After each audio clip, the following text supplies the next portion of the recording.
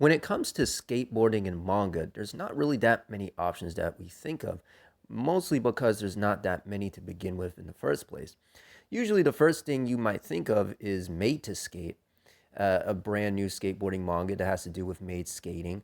Uh, or you usually think of Skatefinity, right? The anime or the spin off manga that has.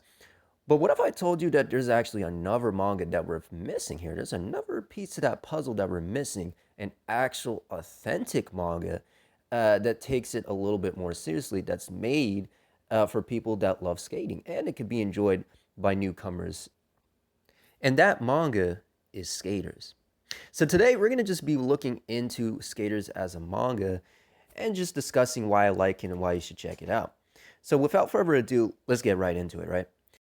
I did want to mention very quickly that this series is officially sanctioned and backed behind Shin Okada. And if you're not familiar with who he is a pioneer of the Japanese skate scene, and he's also part of the new type group when it comes to skateboarding. So he pretty much gave his backing, his support for this manga.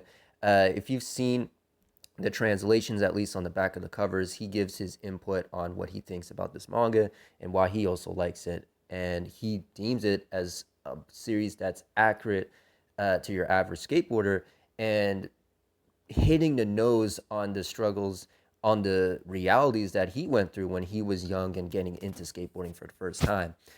So you know that we're not playing around here when you have, someone of authority, someone of actual backing being able to support this manga like that.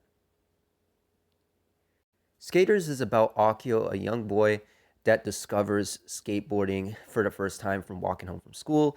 He sees this guy, with the dreads and the sunglasses just doing these cool skating tricks. And, he's like, wow, man, that looks cool. I want to try that out.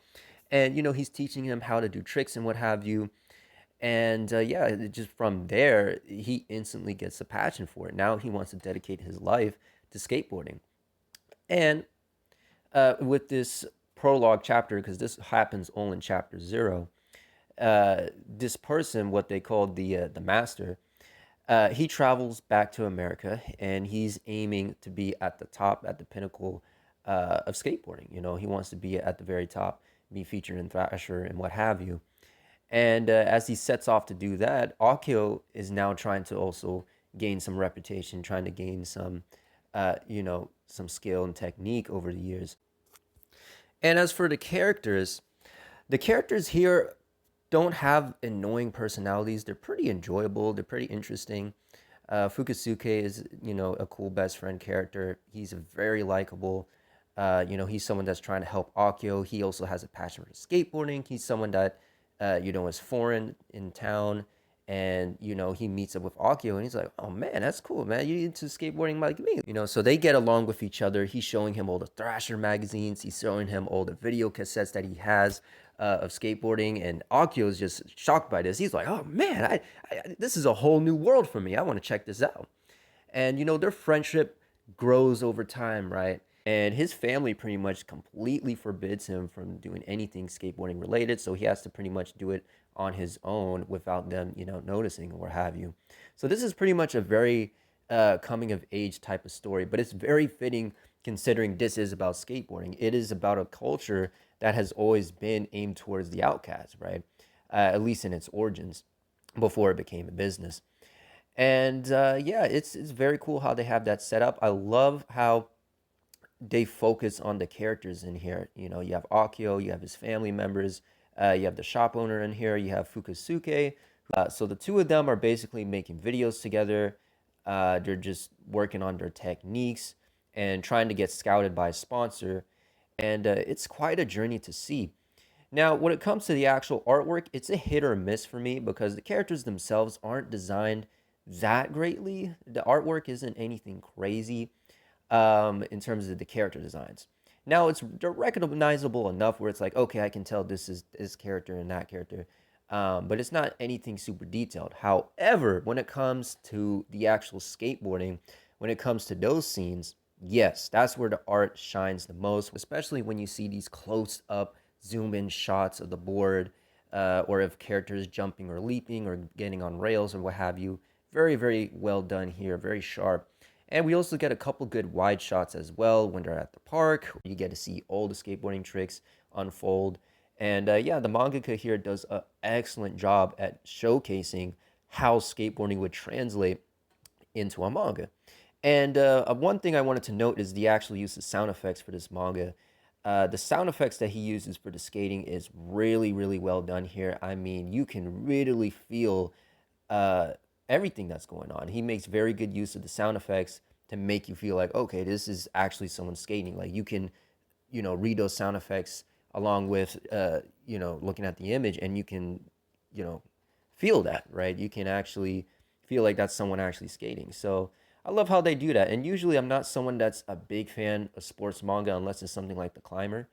But with this, it piqued my interest because it was grounded. It felt like an actual plot going on, right? We have actual characters that you can get behind. You feel that Akio is that kind of typical average boy that's just trying to make headway. He's passionate about something and he's willing to do whatever it takes, and that's likable. And it's cool to see some of the other characters come in there and just give it their all and show interest in skateboarding and skating, what have you. So it's very cool to see that. Got this one girl that's kind of the outsider looking in, and she's like, what's all this skateboarding business? And I thought that was just for delinquents. I don't see what's cool about that. And then she slowly starts getting into it. She wants to check it out just out of curiosity. And yeah, it's very cool to see that. Another thing I like about this series is when they go into detail about all the tricks, all the techniques, especially when you're going on the ramps or railings or different surfaces. It's very, very well researched. They break it down very nicely all throughout this series. So it's very cool to see that. And that's exactly what I expect with a manga that's about skateboarding, to break it down, those details. And they do it in a way that's not convoluted or confusing. It's very easy to follow. So yeah, but this series is very short. It's only 3 volumes. Sadly, we only have 2 of them translated out of the 3. I do know there's some French print editions of this manga. So if you know French, well, I guess you'll enjoy it more than me. But yeah, this is a series that I've been wanting to get a English print for a while now. It would be amazing to see this get translated. And yeah, even with the 2 volumes we have right now, still a great read. It's worth your while. And yeah, I would definitely recommend it for skateboarding fans out there, or for people that are just interested in the actual culture itself. And like I say, with when it comes with sports manga, actually try it for yourself. Don't be like one of those people that just read sports manga and they think it's cool and they don't want to actually play the sport. I've seen this so many times in the past with stuff like Prince of Tennis, Blue Lock, boxing manga. They get so into the manga and it's like, are you gonna check out the damn sport? And they're like, oh no, I don't want to do that. And I'm like, god damn, what are you reading it for? That's the thing that kind of kills me. That's why I like manga like this so much more, because it takes itself a little bit more seriously. We're not trying to goof around here. We're not here for gimmicks, unlike Made to Skate. Made to Skate is an absolute gimmick of a manga, and even though they tried to go in detail with all the techniques and what have you, it's still at the end of the day nothing but a collection of comedic short stories with Maid's skateboarding. Its whole existence is based on its gimmick. It only exists to be like, oh, isn't it funny to see cute girls in maid outfits do skateboarding and being hardcore? And it's like, there's nothing interesting about that. It takes away from what skateboarding is all about. Uh, but yeah, skaters, it takes a much different approach, and I like that about it. It's very well done here. But yeah, with that being said, Ida Yuki here, the Rebellion Rose, and until next time, I'll see you.